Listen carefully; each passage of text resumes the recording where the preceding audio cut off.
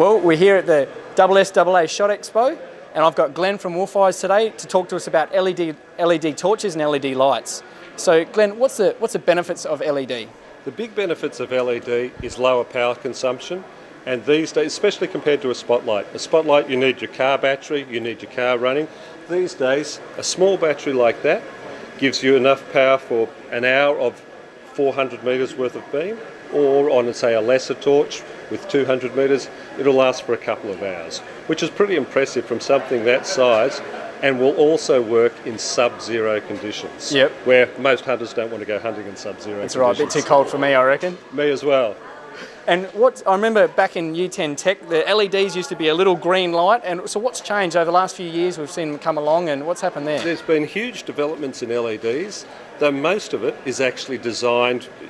As hunters, we think it's all about torches, but the reality is where the smallest part of So it's not all about us. I wish it was.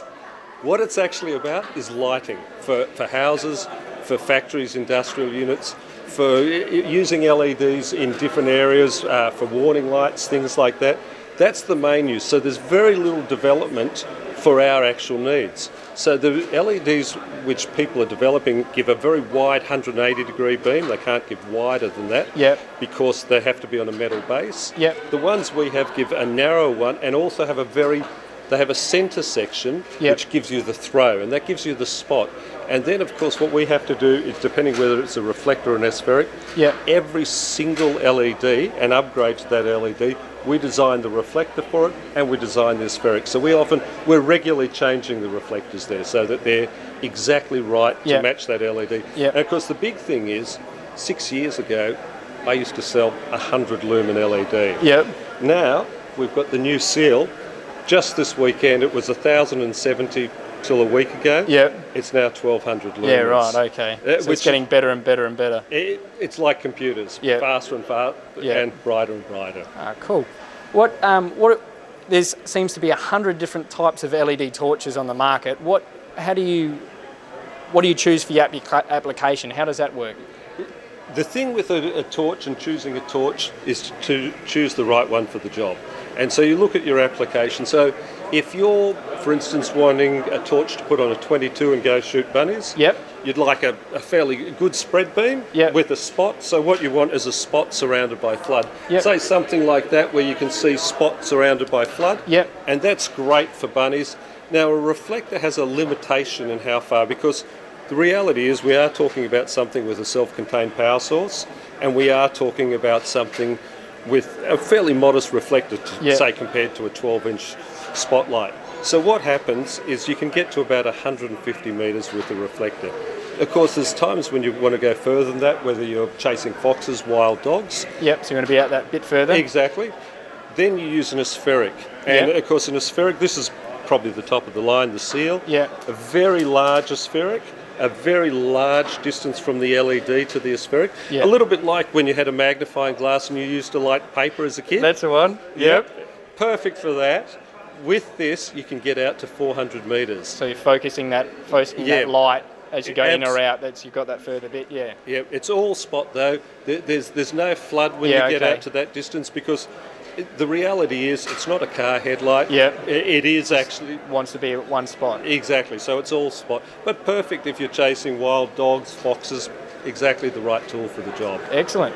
And how do you spot a good quality LED? What makes a good torch that's going to last a long time? There's a few things which are into a torch and are important. A torch should be regulated, and the reason for regulation is what it does is there's two reasons for it. One is so that you get an even light output through the life of the battery. So what happens as the battery loses voltage, as it's fading as such, regulation increases the amps, so you're getting exactly the same power to the LED. So if your LED will run for 2 hours and you've used it for an hour, in that second hour, you might go out for 1 hour tonight, you go out tomorrow night, it will still have 100% brightness. That's why LEDs seem to they'll be all power and then boom, sort of nothing. Correct, that's it. It'll go along and then a cliff. So that's very important for that, so that, the whole night you're out, or even if you're out for one long night, you know, you don't get till midnight and suddenly think I can barely see 30 metres. Yep. So that's important. The second thing about that being regulated is you don't put too much power. Yep. Because when your batteries are freshly charged, Yep. they've got a lot of power in them, and you don't want to put too much power through to the LED because you can overheat it. If you overheat an LED, its lifespan and its output is reduced. Yeah, right. It's got a lower lifespan, but it has reduced output for the rest of its life. Yeah, right, So okay. if it was a 500 lumen LED, Yeah. it might be now 450 for the rest. That's it. Yeah. Okay. So you're very careful, and one of the big things about not overheating it is making sure that you've got a good solid body. And for instance, on our units, they have a brass liner. The Yeah. idea of that is to drag the heat Yeah, away right. from the LED and use the body of the torch as a heat sink. And that means you get the maximum lifespan possible from your torch. Keeping your hands warm while you're spotlighting on those cold nights too, eh? Absolutely. Secondary benefit. Yeah, that's it. Oh, well, thank you very much for that. And I know you're a shooter, and we got some viewers that we've got a lot of new viewers that are taking up shooting. What's some advice that you'd give to some new shooters? I would suggest that anyone buy a 22. The ammunition is extremely cheap. Your $20 will buy you a pack of 500 bullets. Yep. Practice, practice, practice. The fact is, if you know where that bullet's going to land, you're a safe shooter. Yeah. And I would practice, practice, practice with the 22, and then buy something later. And I'll tell you what, while people sometimes look down on the 22, Yep. you always still want to have one. Yeah. Everyone needs a 22 in their collection. And what got you into shooting?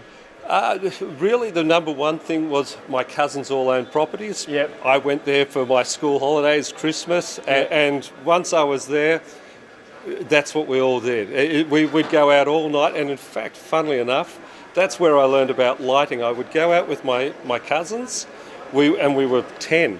We would have 2 motorcycle batteries on the guy who wasn't shooting.